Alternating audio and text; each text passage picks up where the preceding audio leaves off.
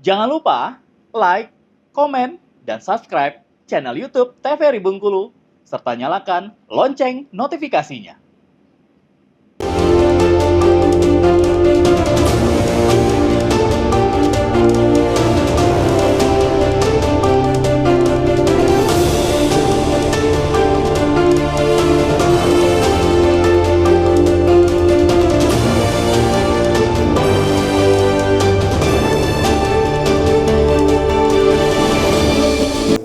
Pemirsa, Anda kembali bersama kami tentunya masih di Berendo. Kita masih berbicara seputar dengan pengelolaan pariwisata di Provinsi Bengkulu. Kita kembali ke Pak Kadis. Pak, tadi kan kita berbincang ya bahwasannya pariwisata di Provinsi Bengkulu juga membutuhkan sumber daya manusia yang memadai ketika akan berkaitan dengan pariwisata naik level ini Pak. Nah, kalau untuk peran masyarakat lokal di Provinsi Bengkulu dalam pengelolaan pariwisata dan upaya pemberdayaan masyarakat lokal itu seperti apa dari Dinas Pariwisata Pak?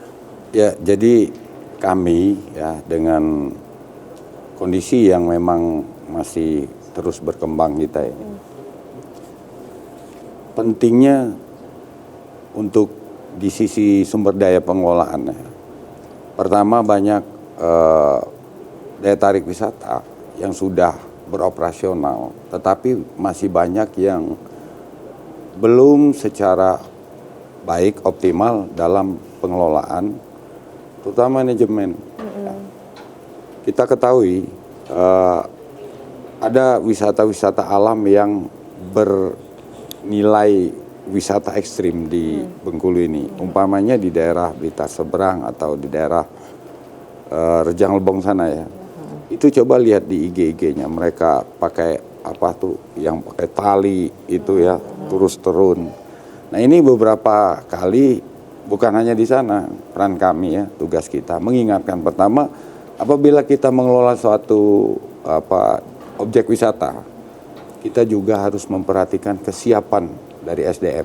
Ya, betul. Pertama, kalau yang wisata yang seperti itu tentu harus mempersiapkan SDM yang profesional. Betul. Kemudian standar keamanan seperti apa?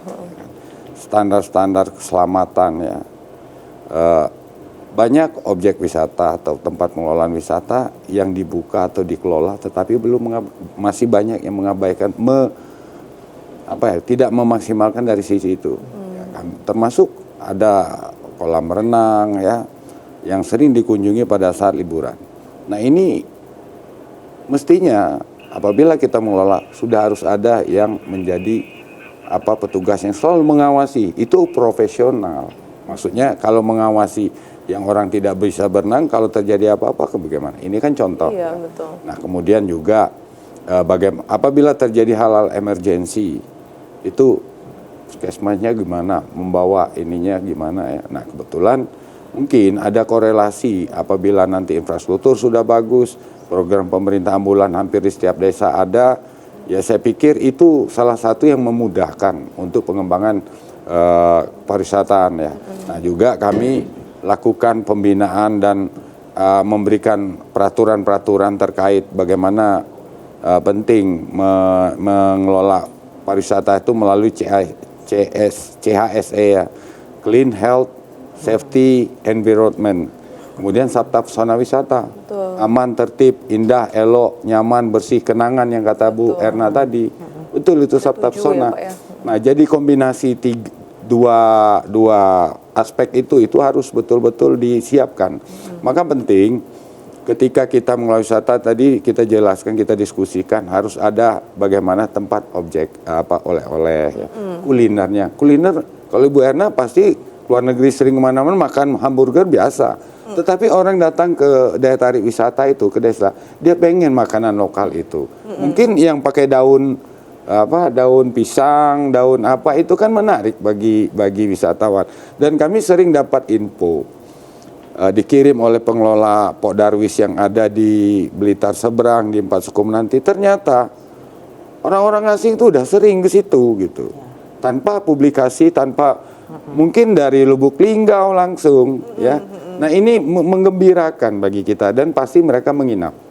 Homestay-homestaynya udah beberapa yang kita kunjungi termasuk pada saat kunjungan penilaian dari kementerian, bahkan Pak Sandi pernah turun langsung sana, itu secara sudah layak ya, dan yang pasti kita sampaikan kepada masyarakat di sana, apabila ini dirusak, dinodai oleh adanya hal yang tidak aman ya, ada pencurian dan lain-lain, itu akan langsung mematikan daerah wisata yang tersebut. Nah, saya pikir itu Benar ya Pak ya, kita mungkin ada SOP-nya ketika berbicara tadi soal keamanan, ketertiban, menyangkut 7 sabta pesona untuk pariwisata. Mungkin kalau Ibu Erna Bu melihat sumber daya manusia, tadi kan kita berbicara pariwisata ini kompleks ya Ibu ya, kompleksitas ini kan ada infrastruktur, tadi kemudian juga ada aksesibilitas, termasuk untuk sumber daya manusianya. Seperti apa mungkin Ibu memandang sumber daya manusia dalam kepentingan pengelolaan pariwisata? Ya, saya sepakat itu karena sumber daya daerah, sumber daya manusia, human resource ini memang harus kita miliki. Pariwisata yang baik harus dikelola dengan orang-orang dengan sumber daya yang profesional. Seperti yang Pak Kadi sampaikan tadi, betul, ini pernah kejadian. Jadi ada turis mancanegara kemudian datang ke desa wisata, namun kita nggak siap karena kita tidak punya tour guide yang bisa berbahasa Inggris dengan baik, ya kan. Kita kalau tidak salah baru 2 yang tersertifikasi ya Pak, tour guide yang 2. Maka kita perlu sumber daya lainnya ini. Karena komunikasi ini kan penting. Bagaimana kemudian mau menjelaskan pariwisata kita kepada orang luar ketika tidak menguasai bahasa Inggris.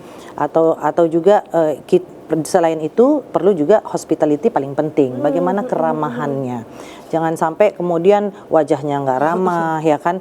Kemudian sambutannya juga nggak baik, terus masyarakatnya tidak humble. Ya, ini kan juga akan jadi masalah, kan isu juga di dunia pariwisata. Maka SDM ini penting. Terus kemudian yang pengelolanya juga tentu dengan orang-orang yang profesional, ya kan. Iya, nah kalau kita berbicaranya seputar dengan ekonomi kreatif itu, Bu. Nah untuk peran ekonomi kreatif terkait dengan pengelolaan pariwisata ini seperti apa yang ingin dikembangkan di Bengkulu, Bu, ke depannya? Ya, ekonomi kreatif ini kan luas, jadi ada 14 item yang kemudian tergabung di dalam ekonomi kreatif ini terkaitannya dengan pariwisata.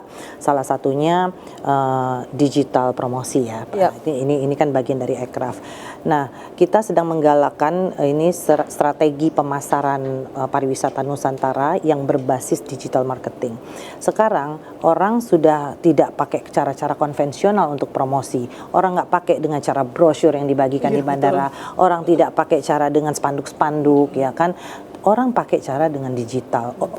Kemudian dari kita bisa meng-hire konten-konten kreator yang sekarang sudah ada ini komunitasnya ya Pak Kadi, sudah banyak komunitasnya, ternyata komunitasnya sudah ada di 9 kabupaten kota, hanya yang di KAUR saja belum bentuk. Mereka sudah buat konten-konten kreator yang kemudian mereka ini akan membuat konten yang baik untuk mempromosikan pariwisata Provinsi Bengkulu. Iya. Nah ini salah satunya di antara ekonomi kreatif yang kemudian bisa kita kolaborasikan dengan mempromosi pariwisata. Benar, kita kembali lagi kepada promosi ya Ibu, sangat penting sekali promosi pariwisata. Baik, kita jeda kembali Bapak Ibu, kita akan simak pemirsa setelah pariwara berikut, dan setelah ini kami akan membuka dialog interaktif untuk pemirsa di rumah yang ingin bertanya seputar dengan pengelolaan pariwisata langsung kepada Ibu Erna ataupun Pak Kadis, ini bisa langsung menghubungi di 0811101321. Kita akan kembali setelah pariwara berikut ini.